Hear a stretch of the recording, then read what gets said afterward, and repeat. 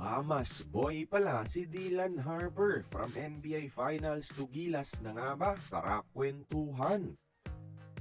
Sa naging selebrasyon ng San Antonio Spurs sa kanilang pagbabalik NBA Finals mga idol, makikita ang ating kababayan na si Dylan Harper na yakap-yakap ang kanyang Pinay mama na si Maria Pizarro Harper mga idol. Kung gaano kaangas sa court si Dylan, mamas boy lang din pala. At may mensahe sa kanya ang 100% Pinay na ina.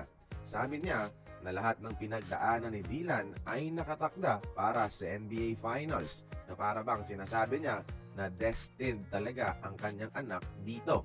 Bilang rookie, swerte talaga ni Dylan na makapasok ng finals at maging isa sa mga pinaka-importanting piyesa ng legendary franchise ng San Antonio Spurs.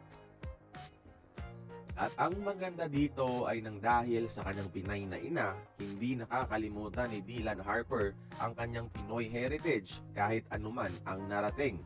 Sa ganda ng nilaro leading to the finals, hiling rin ng mga Pinoy fans syempre na baka pwede niya itong dalhin sa ating Gilas Pilipinas. At yun nga ang tinanong ng isang NBA reporter sa kanya.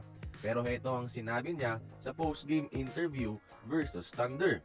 I think my focus is just on these next games. Obviously, it's a blessing to represent the Philippines and where I'm from. I think me and Jordan Clarkson do a great job of doing that. Focus lang muna siya ngayon sa NBA Finals mga idol. Pero malaking blessing daw na irepresenta ang Pilipinas at tingin niya na re-representa nila ni Jordan Clarkson ang ating bansa ng maayos. Pareho silang maghaharap sa NBA Finals mga idol. Kababayan versus kababayan. First time to sa NBA history na maglalaban ang dalawang Pinoy.